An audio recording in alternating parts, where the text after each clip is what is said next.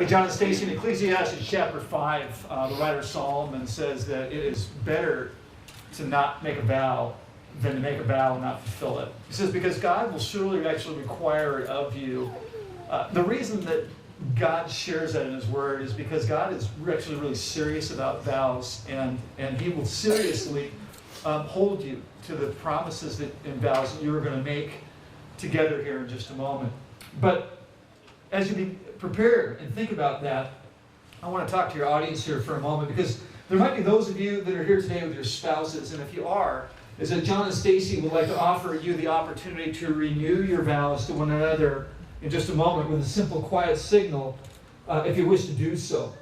If you'd like to renew your vows to your husband or your wife today, then as they're holding one another's hands, you can hold each other's hands, and then when John's done saying his vows to Stacy, husband, you just go ahead and just give your wife a squeeze in her hand, and then in the same manner that when Stacy is done sharing her vows to John, wives, if you want to give a little squeeze there.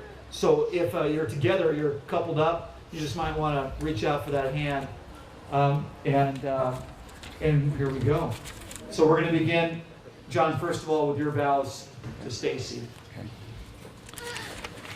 By the grace of God, I, John, take you, Stacy, to be my wedded wife.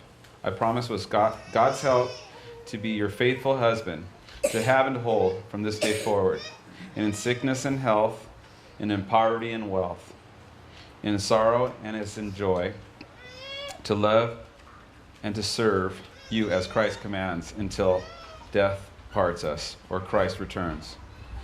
I pledge before God and these witnesses to place your good before mine. I promise to honor and cherish you.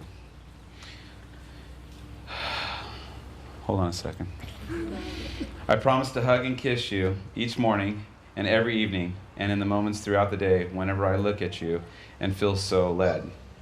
I promise to be patient, encouraging, stepfather to Jordan, caring for her and providing for her as my own and loving her with all my heart forever, joyfully and willingly. I commit myself to you and you alone. I promise to love, lead, and lay down my life for you as Christ did for His bride.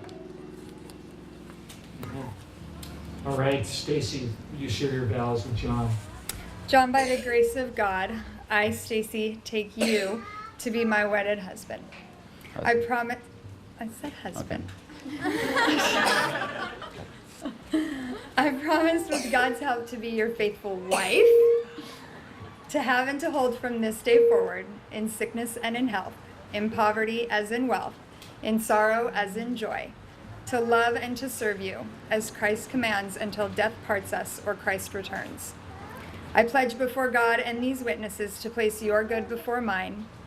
I promise to honor and cherish you. I promise to hug and kiss you each morning and every evening, and in the moments throughout the day whenever I look at you and feel so led. Joyfully and willingly I commit myself to you and you alone. I promise to love, trust, and support you as the church is called to follow her groom, Jesus Christ. Amen.